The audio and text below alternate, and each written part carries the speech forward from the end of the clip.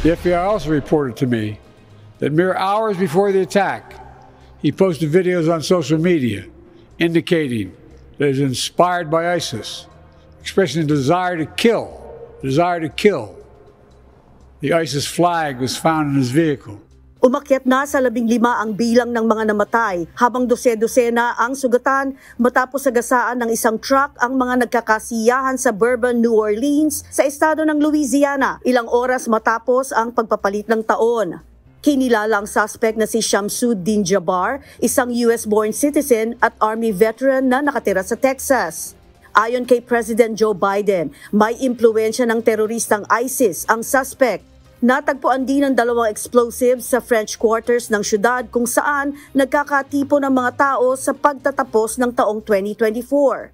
Agad namang inamyendahan ni Louisiana Governor Jeff Landry ang dapat sanang emergency declaration na ihahayag niya bukas para sa paghahanda ng Super Bowl at Mardi Gras celebration sa syudad. But because of the events today, I have amended that emergency declaration and issued it today. Ayon sa mga otoridad, patuloy na itinuturing na active ang kaso at posibleng mayroon pang ibang kasama ang suspect.